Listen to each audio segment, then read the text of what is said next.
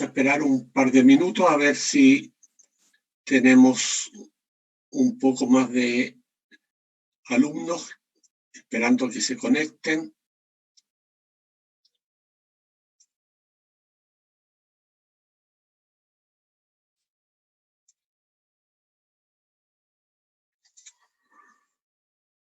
En todo caso, preguntamos, ¿se escucha bien? Sí, profe, está súper. Sí, profe. Perfecto. Bueno, vamos a compartir, por lo tanto, pantalla.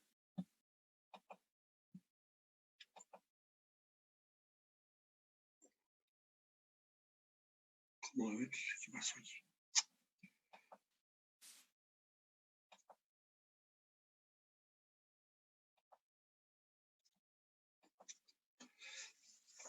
¿Se ve el PowerPoint bien? Sí, profesor. Perfecto. Bien. Vamos a empezar el análisis de los derechos económicos, sociales y culturales que corresponden al cuarto grupo de derechos, ¿no? Fuera de este grupo ya nos queda solamente después el grupo de los derechos patrimoniales, ¿no? Que están en los artículos 19, número 21 al 19, número 25. Entremos, por lo tanto, a este grupo de los derechos económicos, sociales y culturales. Y el primero que vamos a encontrar en esta línea, dentro de la numeración del artículo 19 de la Constitución, es el artículo 19, número 10 de la Constitución.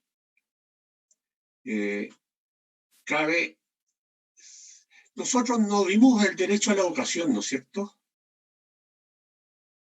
No, profe, vimos el derecho de libertad de enseñanza. Ya. Perfecto. Entonces, vamos a empezar con el derecho a la educación y después veremos el derecho a la salud, digamos, que está en el número anterior. El derecho a la educación, ¿cierto? Lo que nos señala el numeral 10 del artículo 19 de la Constitución es que la educación tiene por objeto el pleno desarrollo de la persona en las distintas etapas de su vida. Agrega el siguiente inciso, que los padres tienen el derecho preferente y el deber de educar a sus hijos, señalando la segunda frase, que corresponde al Estado otorgar especial protección al ejercicio de este derecho. Y luego se nos señala en el inciso siguiente que para el Estado es obligatorio promover la educación parvularia, que financiará un sistema gratuito a partir del nivel medio, que está destinado a asegurar el acceso a este y en niveles superiores. El nivel de transición es obligatorio, siendo requisito para el ingreso a la educación básica. Esta es la última reforma constitucional que se hizo, ¿cierto?, a este artículo 19, número 10. Y el inciso siguiente nos dice que la educación básica y la educación media son obligatorias, debiendo el Estado financiar un sistema gratuito con tal objeto, destinado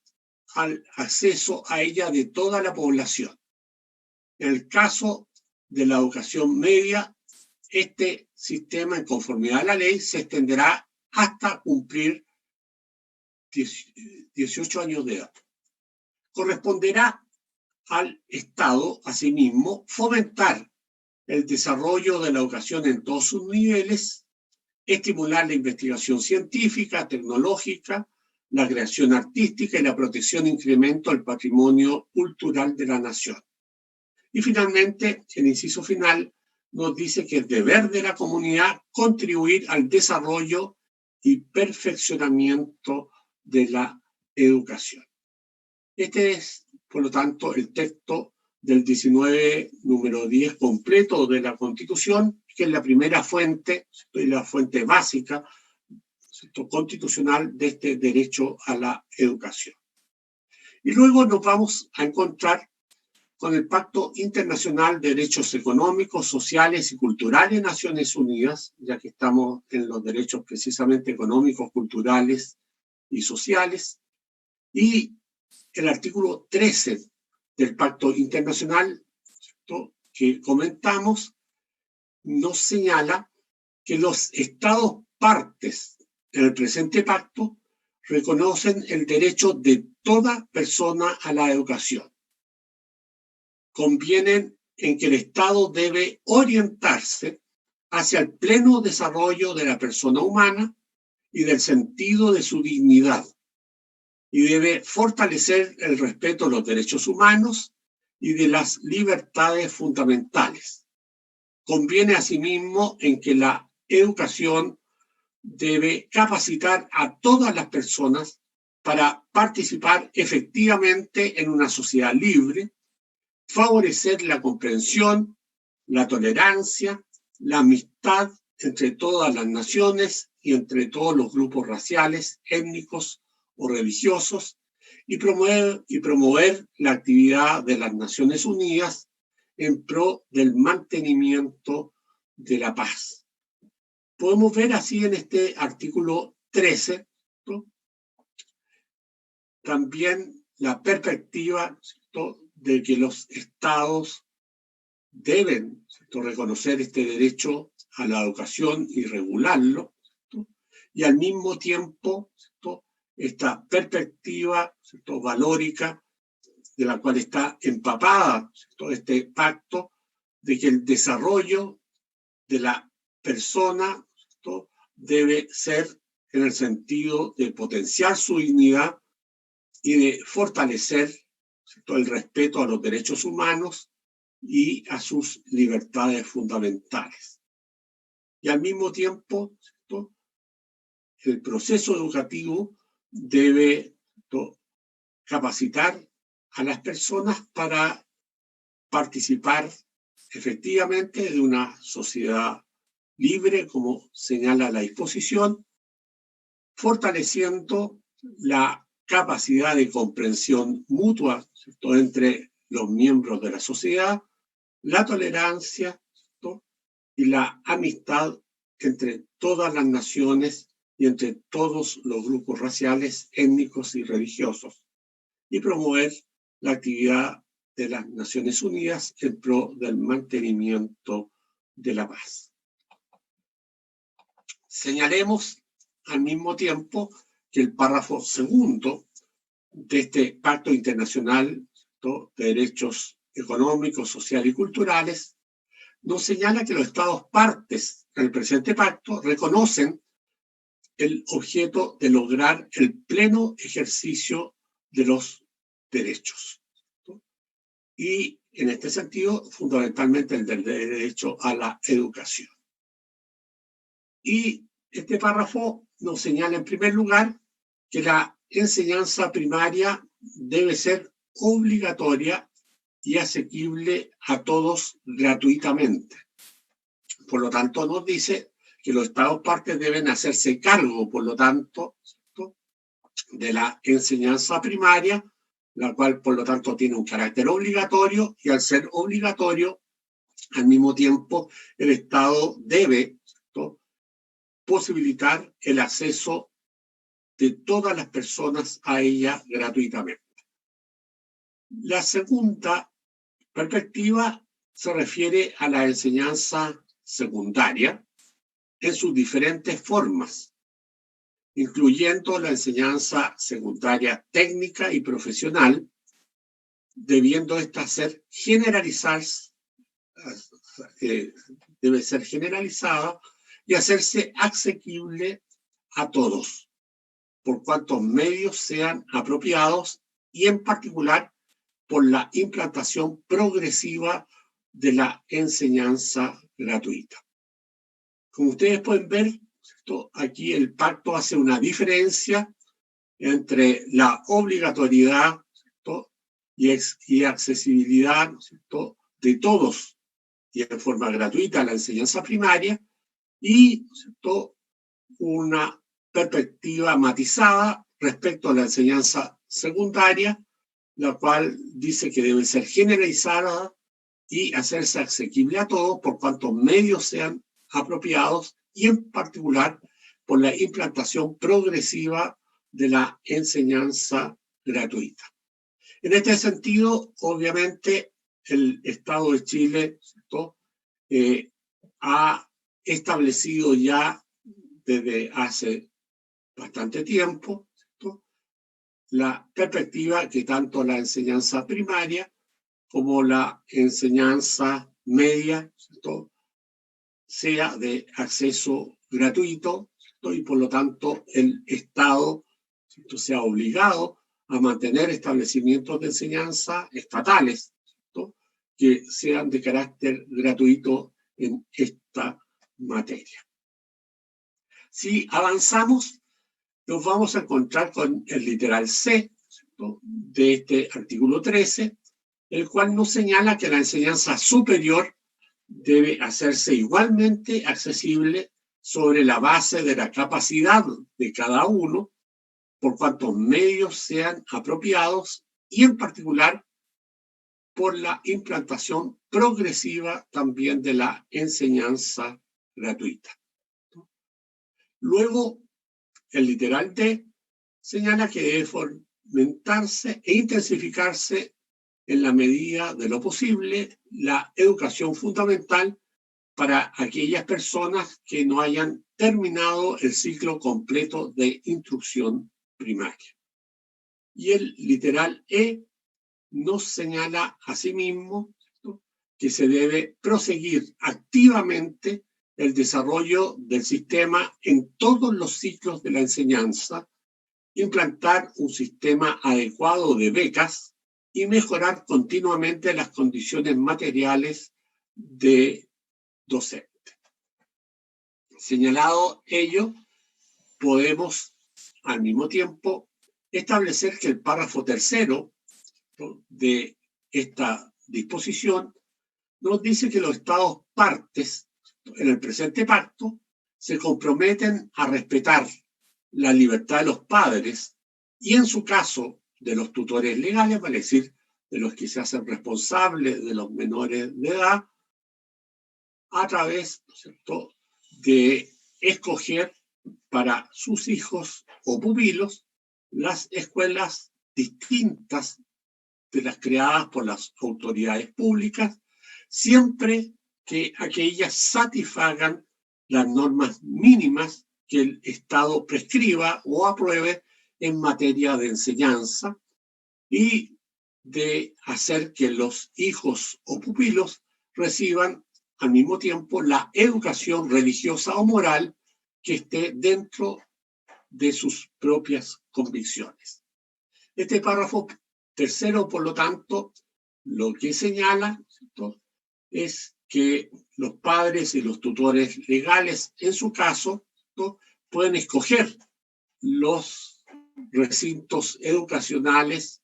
en que quieren, ¿cierto?, formar a sus hijos de acuerdo con el proyecto educativo que ellos presenten. Desde esta perspectiva, la disposición, por lo tanto, asegura la perspectiva de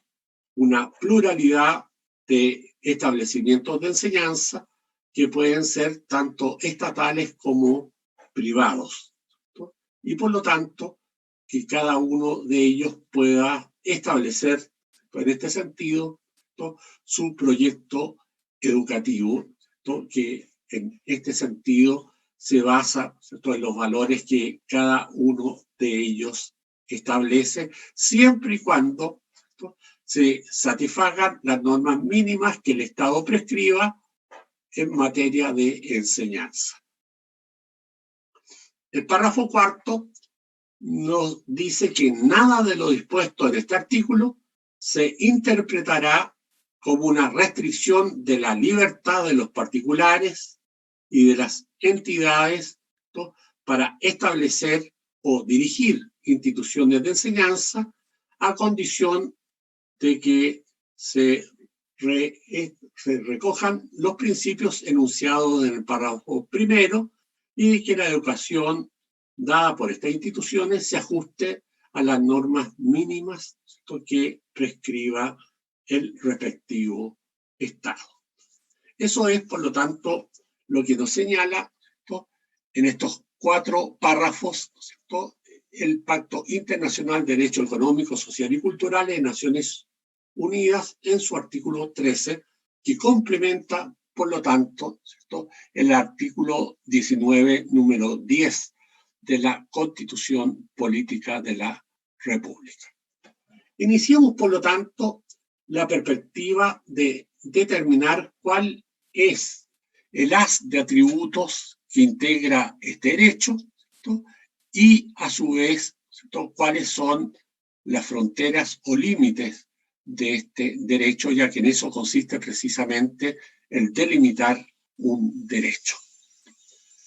Esta nos lleva, ¿no es cierto?, a señalar que el derecho a la educación tiene simultáneamente el carácter, por una parte, de un derecho individual, como también, por otra parte, de un derecho social, como los establece el Comité de Derechos Económicos, Sociales y Culturales de Naciones Unidas. Y señala que a este respecto, el derecho a la educación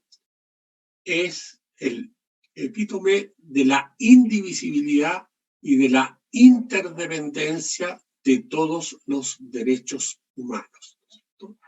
Por lo tanto, nos señala que precisamente a través de este derecho a la educación, ¿cierto?, vamos a encontrarnos, ¿cierto?, que en definitiva los derechos civiles y políticos y los derechos económicos, sociales y culturales se entrecruzan, ¿cierto?, produciéndose, por lo tanto, una interdependencia entre ellos y una indivisibilidad entre unos y otros. Así, por lo tanto, el Comité de Naciones Unidas sobre Derechos Económicos, Sociales y Culturales, en su observación general número 13, sobre el derecho a la educación, en el párrafo 43 de esta observación general, señala que los Estados partes tienen obligaciones inmediatas respecto del derecho a la educación, como la garantía del ejercicio de los derechos sin discriminación alguna, como al mismo tiempo tiene la obligación de adoptar medidas para lograr la plena aplicación del artículo 13. Estas medidas deben ser deliberadas, por lo tanto, con la voluntad específica, ¿cierto?, de concretar esos objetivos, deben ser concretas, por lo tanto, deben ser específicas y deben estar orientadas lo más claramente posible hacia el pleno ejercicio del derecho a la educación. Se nos dice también que el ejercicio de este derecho a la educación a lo largo del tiempo, es decir, gradualmente, no debe interpretarse como una pérdida del sentido de las obligaciones de los Estados partes. La realización gradual de este derecho quiere decir que los Estados partes tienen la obligación concreta y permanente de proceder lo más expedita y eficazmente, ¿no?, en el desarrollo de la plena aplicación del artículo 13 que hemos señalado. A su vez, este derecho a la educación, ¿no?, conforme al artículo 19, número 10, en su inciso segundo, ¿no?, nos determina lo mismo que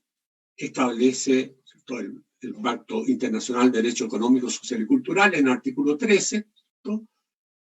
cuando establece en el inciso segundo que la educación tiene por objeto el pleno desarrollo de las personas en las distintas etapas de su vida, el cual se enriquece, ¿cierto?, con el artículo 13 del pacto, cuando precisa también, ¿cierto?, que los Estados partes, ¿cierto?, en el proceso de la educación deben orientarse hacia el pleno desarrollo de la personalidad humana y del sentido de su dignidad, y deben fomentar el respeto de los derechos humanos y las libertades fundamentales. Convienen asimismo que la educación debe capacitar a las personas para participar efectivamente en una sociedad libre, ¿no?, en que se desarrollen los valores de la comprensión, la tolerancia y la amistad entre todas las naciones y todos los grupos raciales, étnicos y religiosos, y promueva las actividades de las Naciones Unidas en el mantenimiento de la paz. Señalemos a su vez, ¿cierto?, que en nuestro ordenamiento jurídico, la ley 20.370, que es la Ley Orgánica General de Educación, regula todo el ámbito de la educación, ¿cierto?, en lo que se refiere, ¿cierto?, fundamentalmente a la educación básica y a la enseñanza secundaria. Y nos dice que en concordancia y armonía con las disposiciones anteriormente señaladas, precisa que la educación es un proceso de aprendizaje permanente que se desarrolla en las distintas etapas de la vida de las personas y que tiene la finalidad de alcanzar su desarrollo, ¿no?, el desarrollo de cada una y de todas las personas, ¿no?, en su dimensión espiritual, ético, moral, intelectual, artístico y físico, mediante la transmisión y el desarrollo de valores, conocimientos y destrezas. Se enmarca en la valoración de los derechos humanos y de las libertades fundamentales, en la diversidad multicultural, ¿cierto?, por lo tanto, de las diversas culturas que existen, ¿cierto?, en la realidad, y también en la paz. Y también el reconocimiento de la identidad nacional, capacitando a las personas para conducirse en forma plena, para convivir y participar en forma responsable, ¿cierto?, tolerante, solidaria, democrática y activa en la comunidad, para trabajar y contribuir al desarrollo del país. Señalado ello, vamos a encontrarnos que también el Comité de Derechos Económicos, Sociales y Culturales, en la observación general número 13, en el párrafo primero de ella, nos dice que la educación es un derecho humano intrínseco y que es indispensable, ¿cierto?, de realizar también a través de otros derechos. Como determina, ¿cierto?, en este sentido, este derecho posibilita, ¿cierto?, la autonomía de la persona. La educación es, por lo tanto, el principal elemento que permite a adultos y menores marginados económica y socialmente salir de la pobreza y participar plenamente de sus comunidades. Así, la educación desempeña, por lo tanto, un papel decisivo en la emancipación y en la protección de los niños contra la explotación laboral, ¿cierto?, y también contra la explotación sexual. La promoción de los derechos, ¿cierto?, dentro del sistema democrático, ¿cierto?, la protección también del medio ambiente y del crecimiento, ¿cierto?, de carácter demográfico. Señalemos asimismo, ¿no?, que el Comité de Derechos también Económicos, Social y Culturales, en esta observación general 13, en el párrafo cuarto, nos señala que los Estados partes convienen en que toda la enseñanza, ya sea pública o privada, escolar o extraescolar, debe orientarse hacia los propósitos y objetivos señalados en el párrafo primero del artículo 13 del Pacto Internacional de Derechos Económicos, Sociales y Culturales. Y el comité observa que entre los objetivos que tiene la educación, ellos deben reflejar los propósitos y los principios fundamentales de las Naciones Unidas, consagrados en los artículos 1 y 2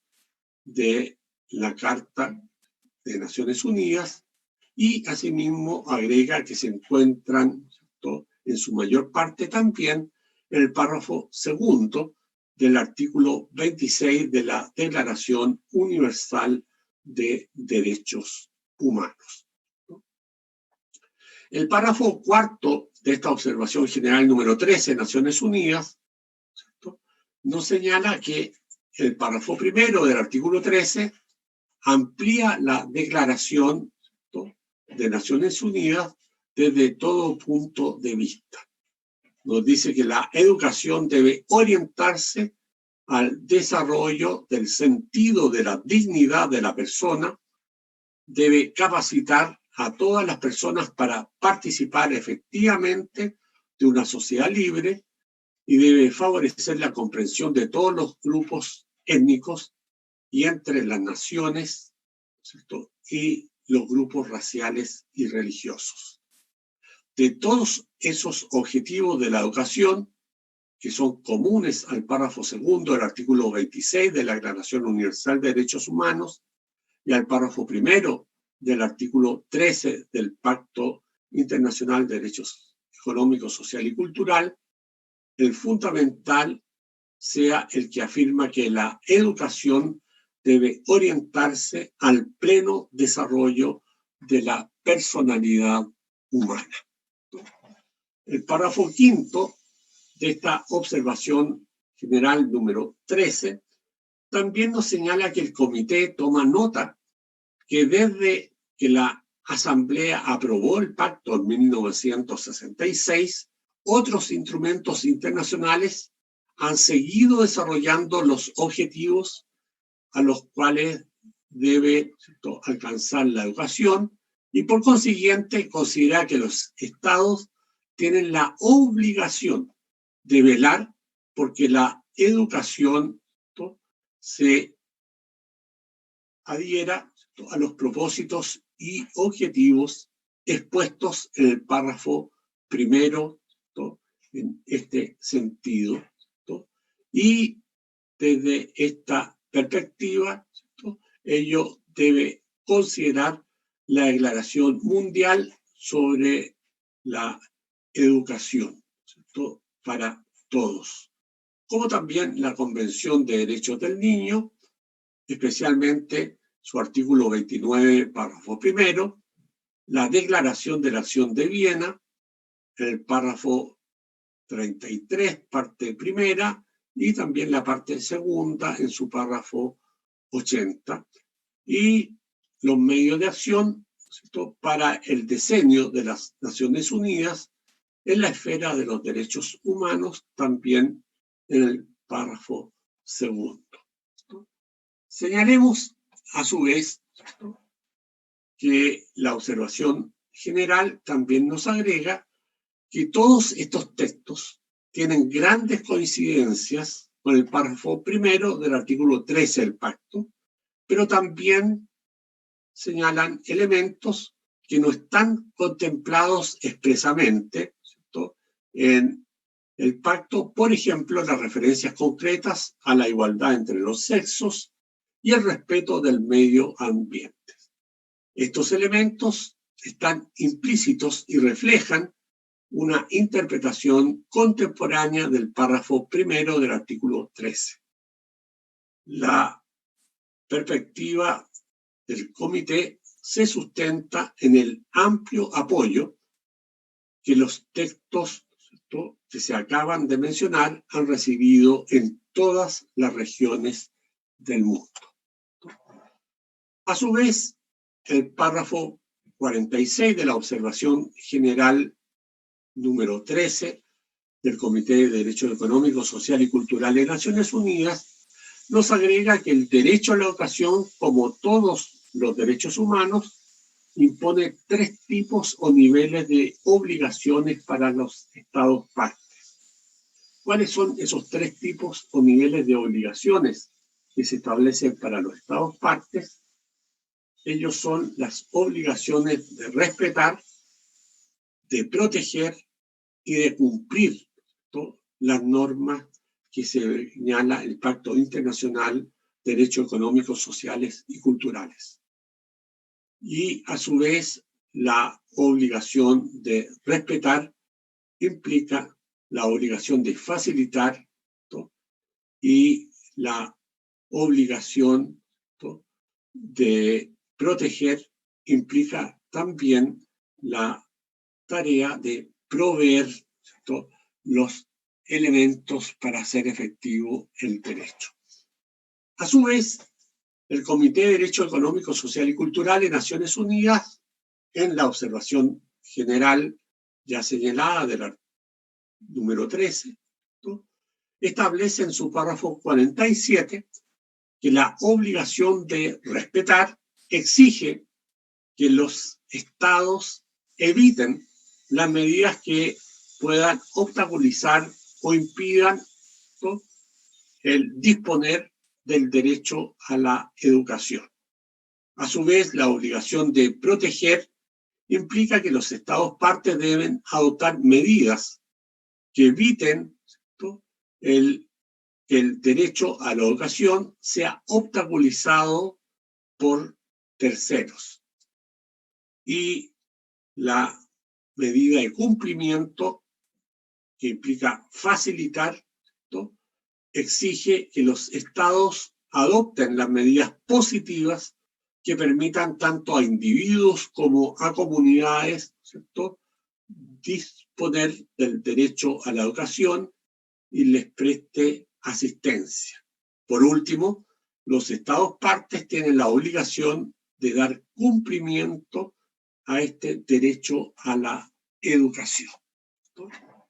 El párrafo 48 de esta misma observación general nos dice que es preciso insistir en 2 elementos, ¿no?, del artículo 13, en este caso del Pacto Internacional de Derechos Económicos, Sociales y Culturales. En primer lugar, está claro que el artículo 13 se considera que los estados tienen la principal responsabilidad en la prestación de la educación en la mayor parte de las circunstancias. Los estados deben reconocer, por ejemplo, que se debe proseguir activamente el desarrollo del sistema escolar en todos los ciclos de la educación, ¿no?, como señala el párrafo 2 del artículo 13 del pacto ya establecido. Y en segundo lugar,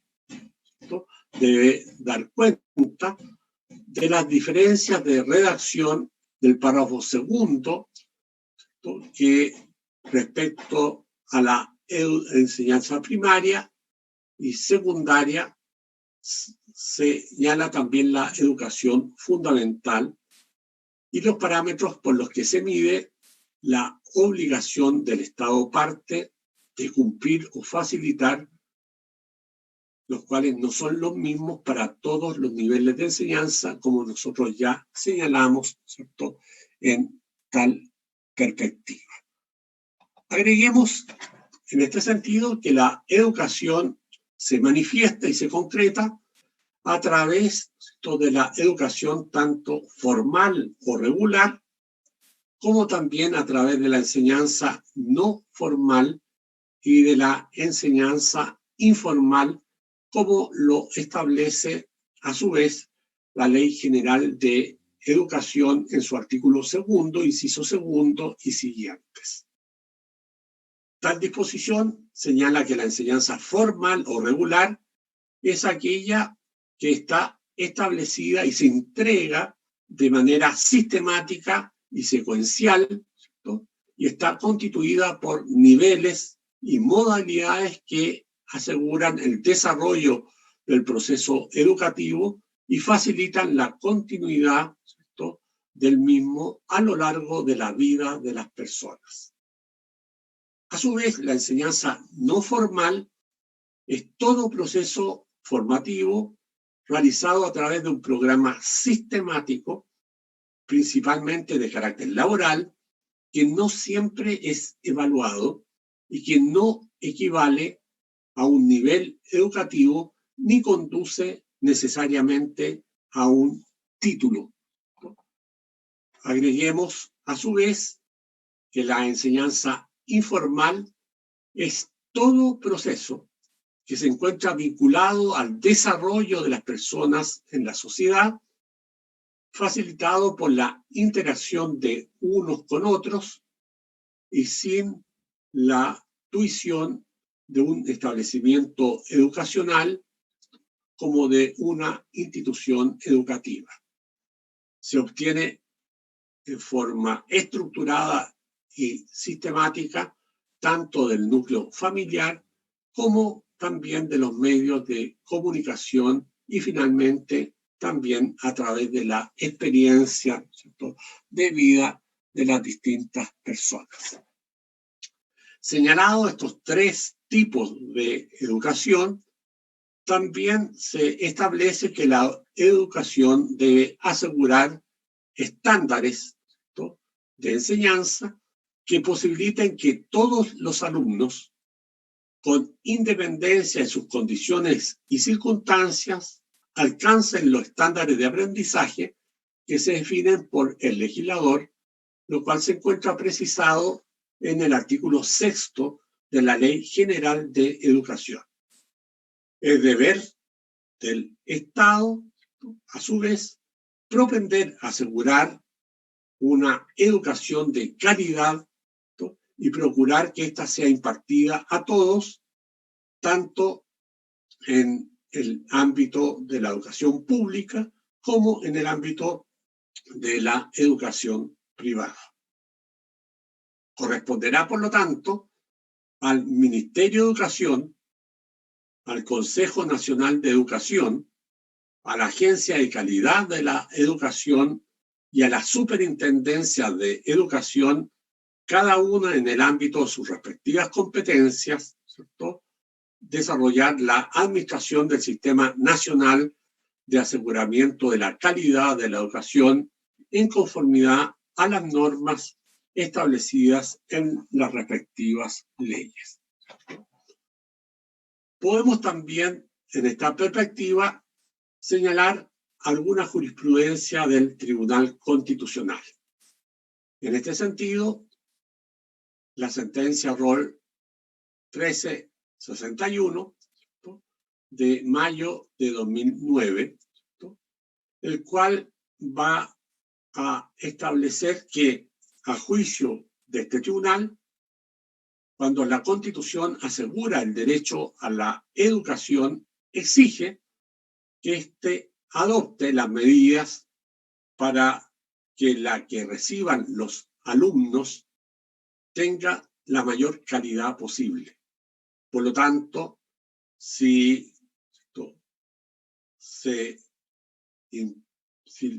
hay una impugnación, ¿cierto?, en este sentido, ¿cierto?, debe perseguirse ese objetivo siempre de la mayor calidad posible y establecer a través de medios idóneos, ¿cierto?, la posibilidad de alcanzar ese objetivo sin infringir otros preceptos constitucionales. Y este tribunal, en este caso, ¿no es cierto?, respecto de la ley, ¿cierto?, que es objeto de control de constitucionalidad, no tiene ningún reproche que formular, ¿cierto?, al establecimiento de estos requisitos. El proceso educativo, como lo dice también expresamente,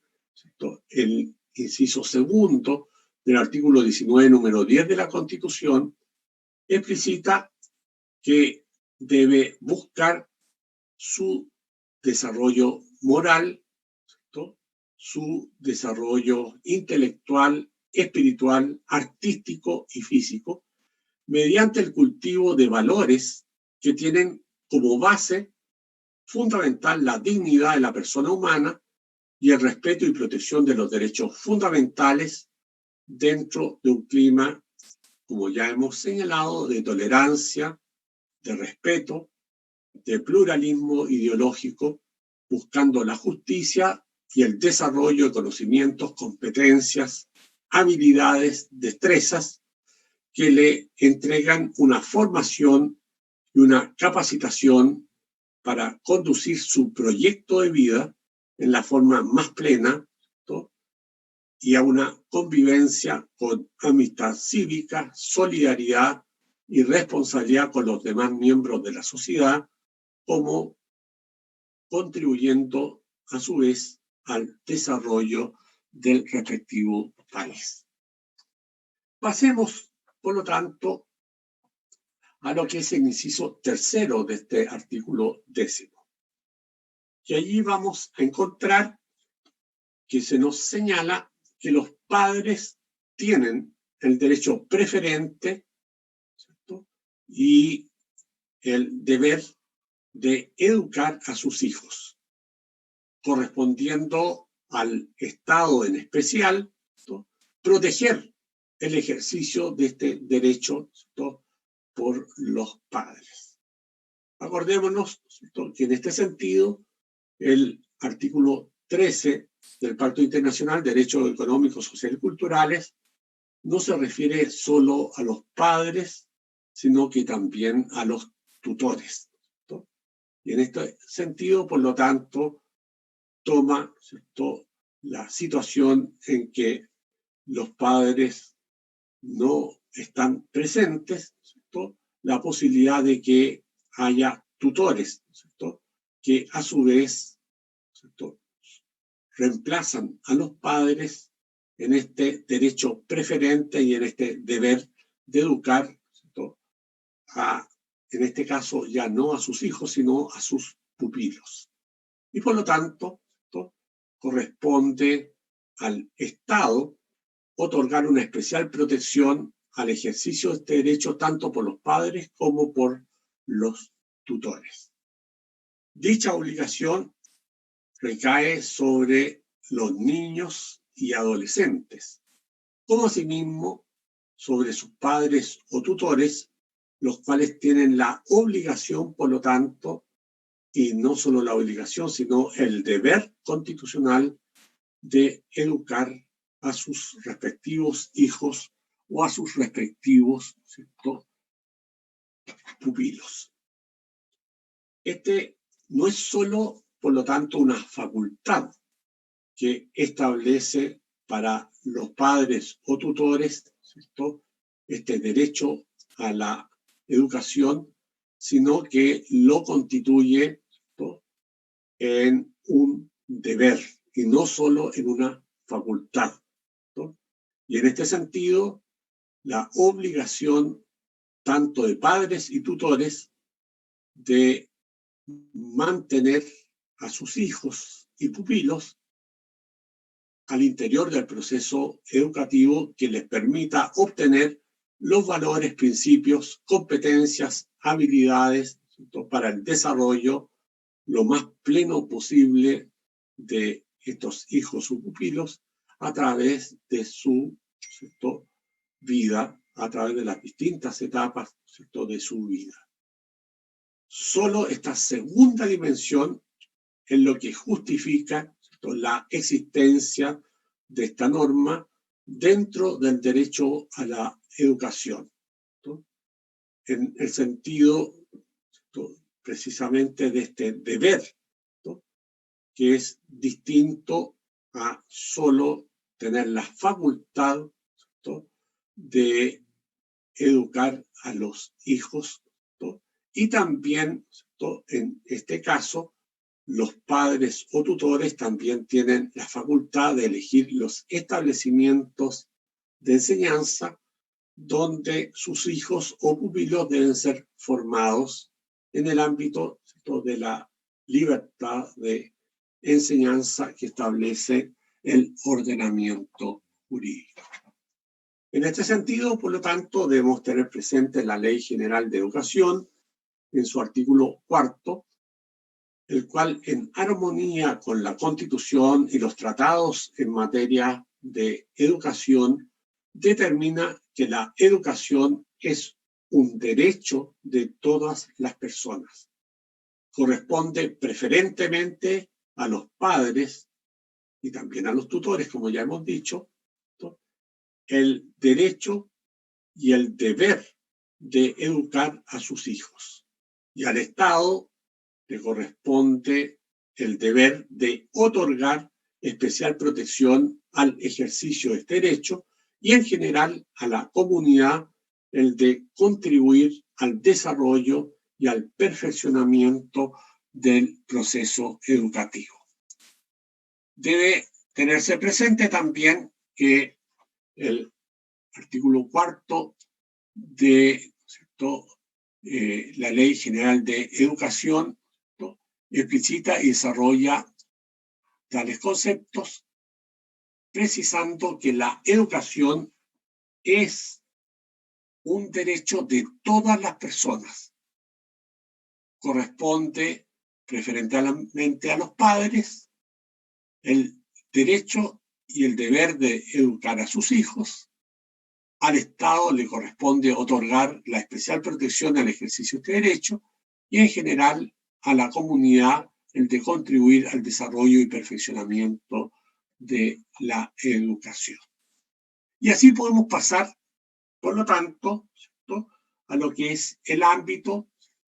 del artículo 19, número 10, ¿no?, en su inciso cuarto, el cual nos establece que para el Estado es obligatorio promover la educación parvularia, para lo que financiará un sistema gratuito del nivel medio menor destinados a asegurar el acceso, ¿cierto?, a este nivel y a los niveles superiores. El segundo nivel de transición es obligatorio, siendo a su vez requisito para el ingreso a la educación básica. A su vez, los incisos segundo y tercero de este mismo artículo cuarto de la Ley General de Educación prevén que es deber del Estado promover la educación parvularia en todos sus niveles y garantizar el acceso gratuito al financiamiento fiscal para el primer y segundo nivel de transición. De esta manera, ¿no?, el Estado se hace cargo también de ese financiamiento, ¿cierto?, para esos dos niveles, ¿cierto?, de educación preescolar o parvularia, ¿no? Dentro de esta perspectiva, ¿cierto?, vamos a encontrarnos, ¿cierto?, que la fórmula verbal promoverá, que emplea, ¿cierto?, el texto constitucional en relación a la obligación del Estado en esta materia, implica siempre favorecer, estimular y facilitar la enseñanza preescolar, contribuyendo a generar las oportunidades, ¿cierto?, y colaborando activamente para que los niños puedan acceder a los niveles educativos o formativos para un mayor desarrollo psicomotor, ¿cierto?, de los menores, el desarrollo de su sociabilidad y de conducir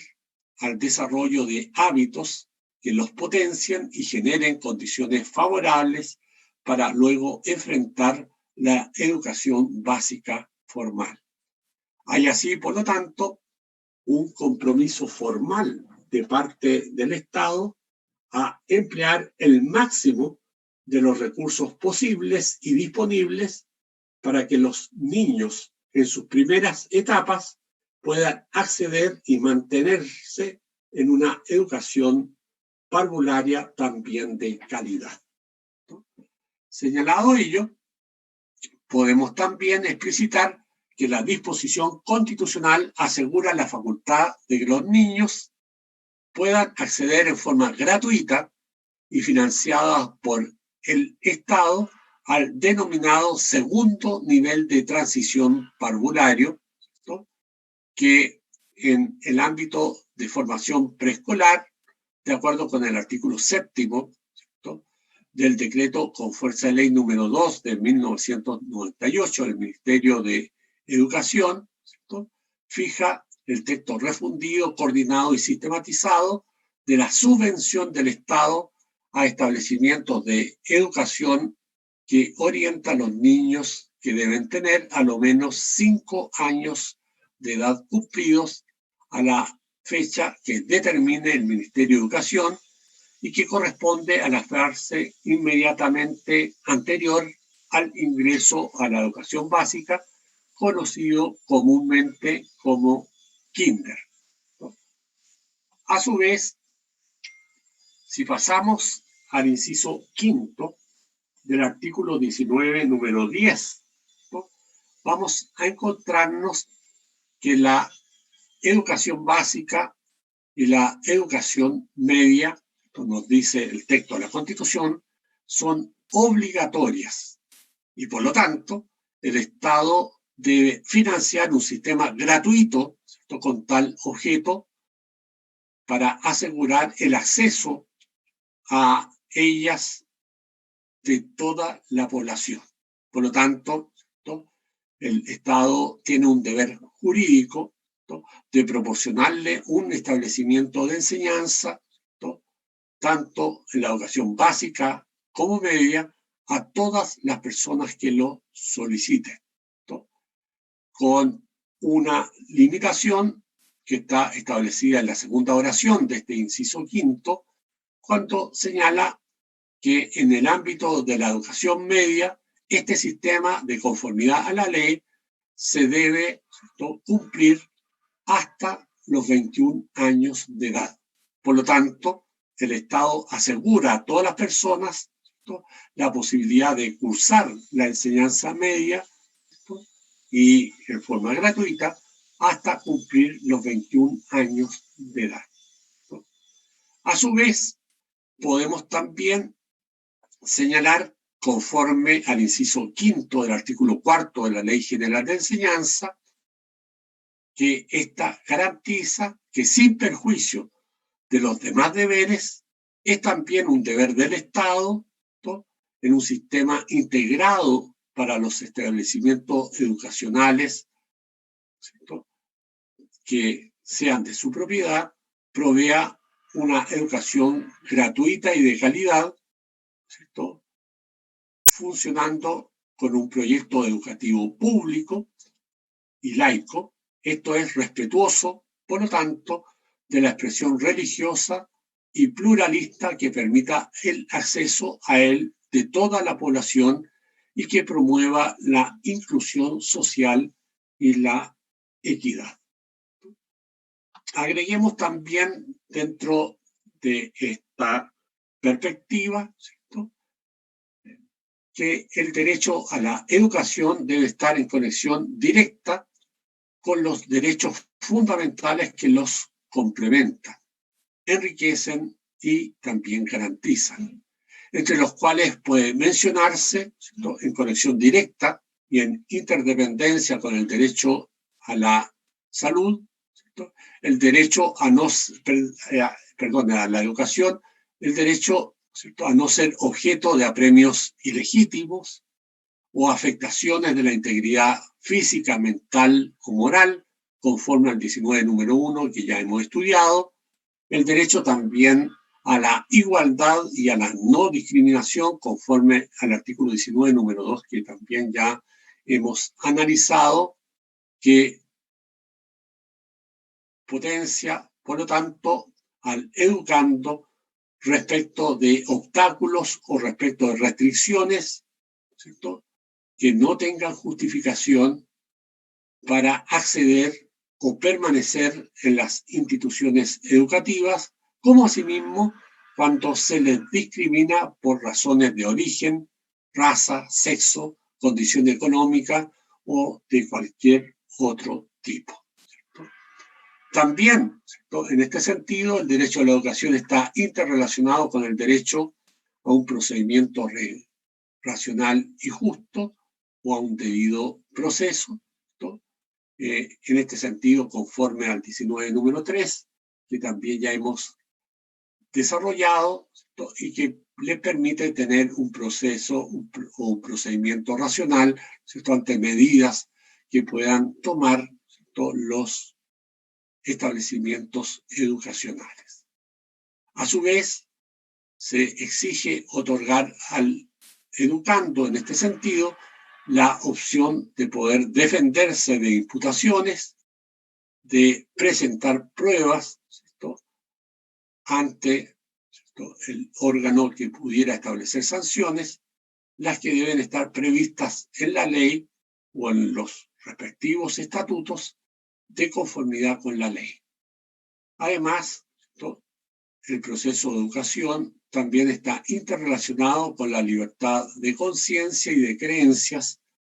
ya también analizada el 19 número 6, que posibilita su formación religiosa, ¿cierto?, entre las distintas opciones posibles, ¿cierto?,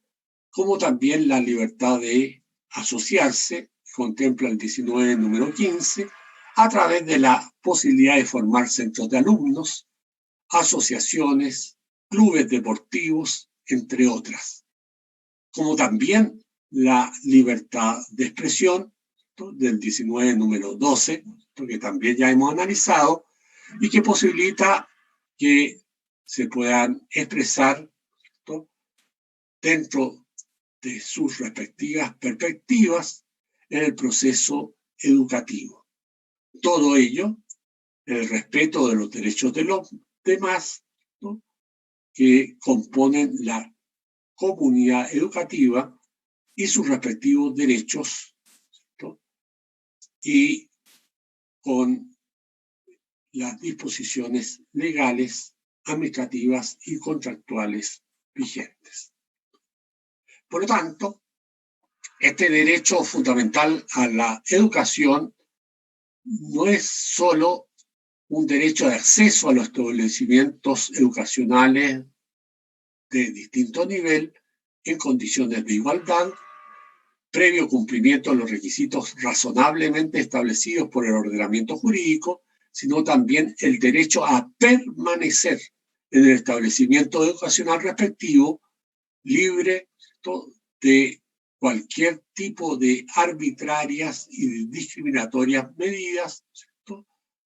mientras se desarrolle el proceso educativo respectivo, como asimismo el derecho de obtener los certificados, licencias o grados académicos respectivos una vez cumplidos, ¿cierto?, los requisitos académicos y administrativos que correspondan. En este sentido, tengamos también en consideración lo que nos dice el Comité de Derechos Económicos, ¿cierto?, en su observación general número 13, el cual nos especifica que en términos generales la educación fundamental, como también, ¿cierto?, un seguimiento de la enseñanza básica, ¿cierto?, debe realizarse, ¿cierto?, de acuerdo a lo dispuesto en la Declaración sobre Educación para Todos, con arreglo al apartado D del artículo 13, las personas que no hayan recibido o que no tengan el ciclo completo de instrucción primaria tienen derecho a la educación fundamental o a la enseñanza básica conforme a la definición que figura en la Declaración Mundial sobre la Educación para Todos. A su vez, el párrafo 24 de la Observación General número 13 del Comité de Derechos Económicos, Sociales y Culturales de Naciones Unidas agrega que debe hacerse hincapié en que el goce del derecho a la educación fundamental no está limitada por la dimensión sexual, se aplica a niños, jóvenes y adultos, y también incluye a las personas mayores. La educación fundamental, consiguiente, es un componente integral de la educación de adultos y de la educación permanente, habida cuenta que la educación fundamental es un derecho de todos los grupos de edad. Deben formularse en tal sentido planes de estudio que sean correspondientes a los sistemas que permitan, ¿cierto?, en definitiva, posibilitar que las personas de todas las edades puedan acceder a ellos. A su vez, también, ¿no?, lo que nos señala el Comité de Derechos Económicos, Sociales y Culturales en su observación general número 13, ¿no?, en el párrafo 13, es que de conformidad con el apartado B del párrafo segundo, ¿no?, la enseñanza secundaria debe ser generalizada y hacerse efectiva para todos por cuantos medios sean apropiados y en particular por la implantación progresiva de la enseñanza gratuita. La enseñanza generalizada significa en primer lugar que la enseñanza que se desarrolla no depende de la aptitud o idoneidad aparente de un alumno, y en segundo lugar que se impartirá en todo el Estado de forma que todos puedan acceder a ella en igualdad de condiciones. Señalemos también que esta observación general número 13 agrega que la implantación progresiva de la enseñanza gratuita significa que si bien los estados pueden atender prioritariamente a la enseñanza pública y gratuita, también tienen la obligación de, a través de medidas concretas, implementar la enseñanza secundaria y superior gratuitas. Señalemos también dentro de esta perspectiva, ¿no?, que la enseñanza técnica y profesional forma parte de la educación y del derecho al trabajo, según determina el artículo 13, párrafo segundo, apartado B, del Pacto Internacional de Derechos Económicos, Sociales y Culturales, que presenta la educación técnica y profesional como parte de la enseñanza secundaria y que refleja su importancia especial en ese nivel de la enseñanza, ¿no? En cambio, no menciona la enseñanza técnica y profesional en relación con un nivel específico de educación, para entender que tiene un papel más amplio, ya que permite el desarrollo económico, social y cultural constante, ¿no?, y la vida plena y productiva. Asimismo, en la Declaración Universal de Derechos Humanos se afirma que la instrucción, ¿no?, de carácter profesional habrá de ser generalizada, ¿no?, y el comité considera que la enseñanza de carácter profesional constituye un elemento integral de todos los niveles de enseñanza. A su vez, el acceso y permanencia en la educación superior o universitaria, a diferencia de la educación básica o media, no tiene un carácter obligatorio, ¿no? Dicho acceso a la educación superior va a depender de las aptitudes y de las capacidades demostradas a través de evaluaciones objetivas y racionales determinadas por el legislador. Así lo precisa también el artículo 13 en el párrafo correspondiente del Pacto Internacional de Derechos Económicos, Sociales y Culturales de Naciones Unidas, cuando en el literal C señala la enseñanza superior debe hacerse igualmente accesible a todos sobre la base de la capacidad de cada uno por cuantos medios sean apropiados y en particular por la implantación progresiva de la enseñanza gratuita. En la misma perspectiva se ha pronunciado el Comité de Derecho Económico, Social y Cultural de Naciones Unidas en la observación general número 13 sobre el derecho a la educación en los numerales o párrafos 19 y 20. Señalemos en este sentido, ¿no?, la existencia de la Ley 21.091 de Educación Superior de mayo del año 2018. Esta ley, en su artículo primero, dispone que la educación superior es un derecho cuya perspectiva debe estar al alcance de todas las personas de acuerdo a sus capacidades y méritos, sin discriminaciones arbitrarias, para que puedan desarrollar sus talentos. Asimismo, debe ser de interés general de la sociedad y se ejerce conforme a la Constitución, a la ley y los tratados internacionales ratificados por Chile y que se encuentren vigentes. La educación superior cumple así un rol social que tiene como objetivo la generación y desarrollo del conocimiento,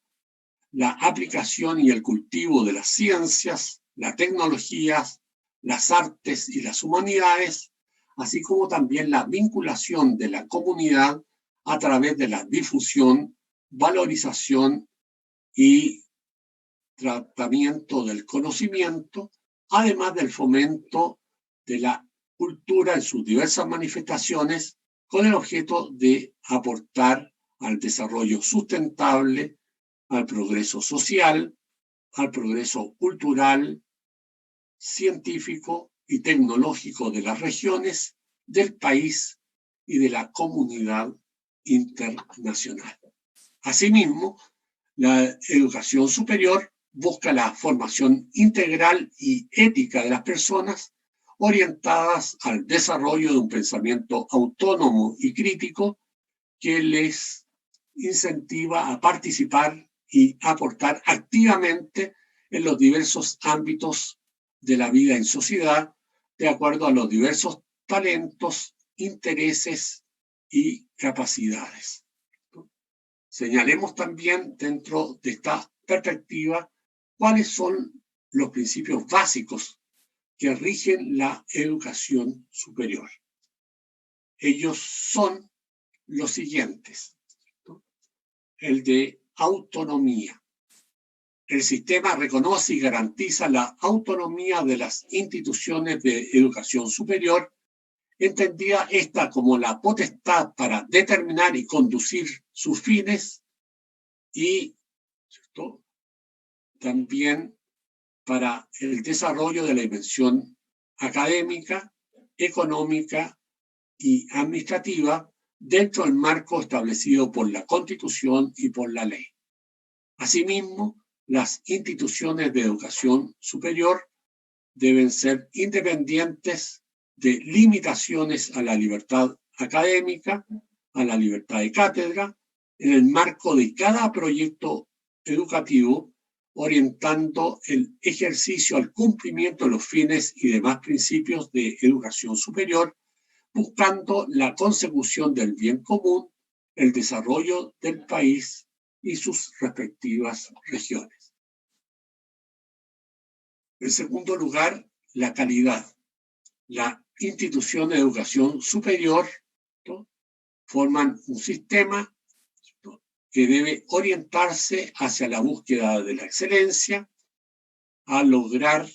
¿no?, los principios y procesos declarados por las instituciones en materia educativa, ¿cierto?, y de generación del conocimiento, investigación e innovación y asegurar la calidad de los procesos y resultados del ejercicio de sus funciones y el cumplimiento de criterios y estándares de calidad cuando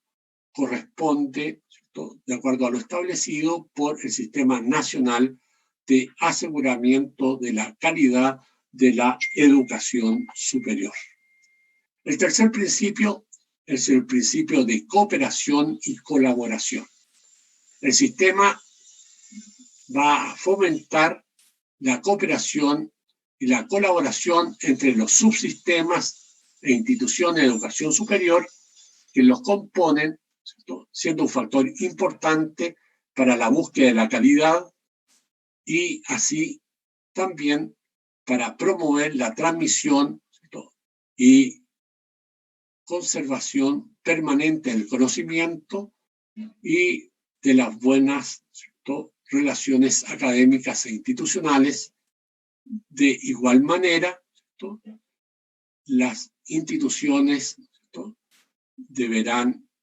estar en conjunto orientadas a la consecución de objetivos en el marco de los fines de la educación superior.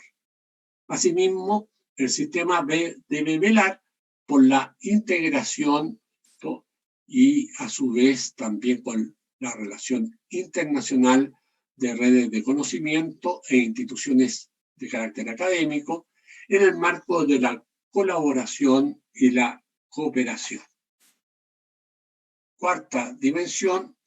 es la diversidad de proyectos educativos institucionales. El sistema, por lo tanto, promueve y respeta la diversidad de proyectos educativos a través de los cuales se expresa la pluralidad de visiones y valores sobre la sociedad y las formas de búsqueda del conocimiento y su transmisión a estudiantes y a la sociedad, incluyendo el respeto de los valores democráticos,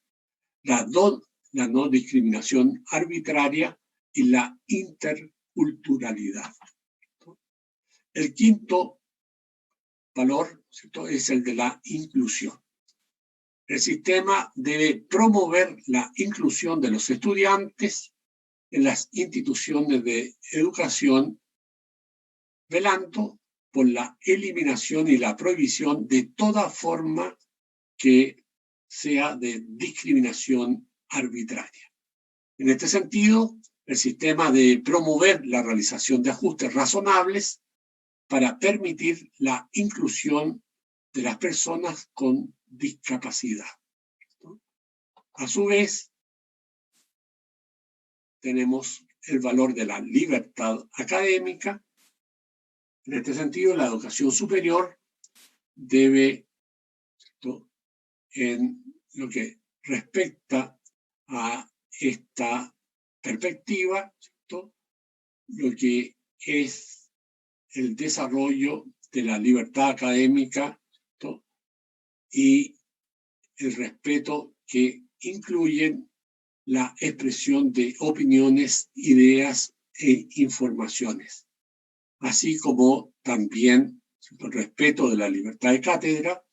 estudio, creación e investigación de los miembros de las comunidades académicas y docentes sin discriminación arbitraria dentro del marco establecido por la ley, respetando el respectivo proyecto institucional y su misión.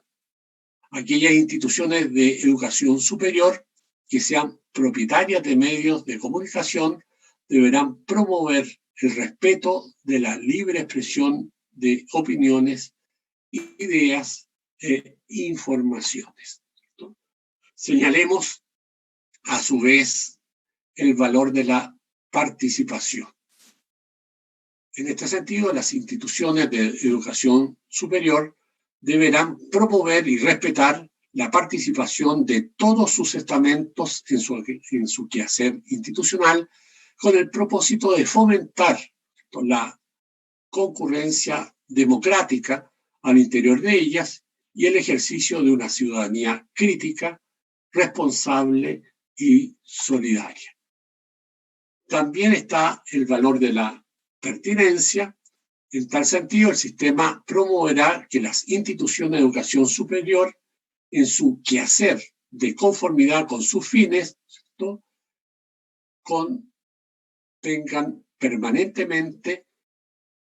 contribuyan, ¿cierto?, en forma permanente al desarrollo del país, a sus respectivas comunidades. Para ello, el sistema, ¿cierto?, en particular, el Sistema Nacional de Aseguramiento de la Calidad de la Educación Superior, fomentará también la vinculación con los integrantes, ¿cierto?, con las necesidades de la sociedad. El siguiente valor es el respeto y promoción de los derechos humanos. Respeto y promoción de los derechos humanos que debe regir siempre la actuación del sistema y sus instituciones de educación superior en relación con los miembros de su comunidad, tanto en los programas formativos de desarrollo organizacional como en las relaciones de trabajo y aprendizaje, ¿no? A su vez, ¿no?, también, ¿no?, evitando los tipos de discriminación que atenten contra los derechos humanos y contra la dignidad de la persona. El valor de la transparencia también aparece aquí como uno de los valores que deben ser promovidos por la educación superior. El sistema y la institución de educación superior deben proporcionar información, ¿cierto?, de carácter pertinente, suficiente, oportuna y accesible a la sociedad y al Estado. La transparencia es a su vez la base de la rendición de cuentas académicas, administrativas, financieras de la institución de educación superior a través de los mecanismos y obligaciones, ¿no?, de información que establezca la ley, en particular por los establecidos en el Sistema Nacional de Aseguramiento de la Calidad de la Educación Superior. Y así, ¿cierto?, también avanzamos hacia el valor de las trayectorias formativas y articulación. El sistema, por lo tanto, debe promover la adecuada articulación de los estudios para el desarrollo de la eficiencia en el proceso formativo de las personas, ¿no?, el proceso, ¿cierto?, formativo de las personas a lo largo del reconocimiento de los conocimientos adquiridos previamente y el acceso al conocimiento. El conocimiento humano es, por lo tanto, ¿cierto?, un elemento fundamental para el desarrollo de la sociedad y de cada uno de los integrantes. El sistema promoverá, en el marco de la legislación, mecanismos para el acceso abierto al conocimiento desarrollado por el sistema de educación superior, particularmente respecto del financiamiento con recursos públicos, ¿no? Y finalmente el compromiso cívico, ¿cierto? En este sentido, ¿cierto?, vamos a encontrarnos que las instituciones de educación superior propenderán a la formación de las personas con vocación de servicio a la sociedad y comprometidas también con el desarrollo de la misma. Vamos a cerrar, por lo tanto, aquí esta primera sesión de clases, ¿cierto?, y vamos a tomarnos los 15 minutos, ¿cierto?, de descanso para continuar, ¿cierto?, y terminar con el derecho a la educación. Por lo tanto, son las 11 de la mañana.